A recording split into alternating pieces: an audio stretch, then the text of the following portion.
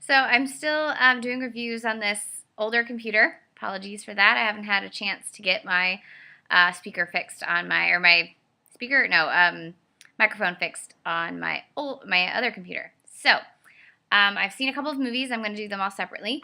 The first one I watched over the weekend was, oh, wrong one. Here we go. Oh, I don't have the disc anymore. I forgot. Sorry, I was looking for it, and I'm like, wait a minute, no. Was M. Night Shyamalan's Split, and obviously I'm gearing up for Glass. I watched Unbreakable, and then I watched Split. I saw Unbreakable in theaters, and I think maybe once on TV or something, but it really hadn't at least been a decade. So it's time to review. I enjoyed Unbreakable. It's still not my favorite. My favorite M. Night Shyamalan movie is Signs, even though the logic of an alien race coming to take over a planet filled with water when water kills them is, dumb. But I still like that movie. So, Split. I have some issues. I'm going to say a few things, and it's going to be very short. One, James McAvoy is very good, very talented. It's great to see all of his myriad of talents, being showcased. Two, can we please stop stigmatizing mental illness? I know that by having the doctor character in there, played by Betty Buckley, Cats, to try to say, like, mental illness is superpowers or whatever, was trying to be empowering of that, but at the same time, you've created a supervillain who's got a disorder, and it just continues to add to the stigmatization of people with mental, disorders are violent and are deadly and they'll kill you. Even though there is violence sometimes inherent in disorders, mostly out of an inability to communicate properly with those around you. That's different than like targeted, supervillain violence that's in this movie. So that's not great.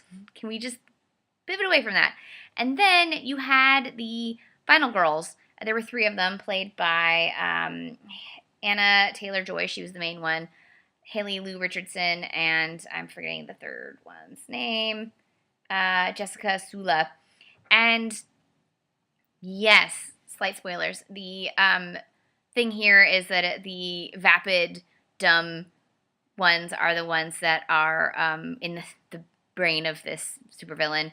The ones that are impure need to die, and the ones that have been through true sorrow, and in this case, Anna Taylor-Joy's character is an abused girl. She's pure because she's seen sorrow, and I'm not sure what you're trying to say there, but I assume it was an attempt to sort of subvert Final Girls, because she's not a virgin, because it's implied that she was, sexually molested or whatever, and I'm assuming that's what's happening because, his favorite thing to do is subvert horror tropes, but it also just didn't work because it's still just another Final Girl, and it's still targeting teenage girls and somehow getting them to be in their bras, and so that's frustrating. So there's that. So I think it's a mess of a film, expertly crafted and executed, and again, a great performance from McAvoy, but it's just still not great. And I liked Unbreakable. I love Bruce Willis. Having a backdoor trilogy is brilliant, especially if he really did write these characters way back when, because it was supposed to be an Unbreakable, but then he didn't make it work like he said. If that's true, great. I'm glad you finally get to finish your trilogy. Gonna go into Glass with an open mind. So that's Split. I wish it were better than it was.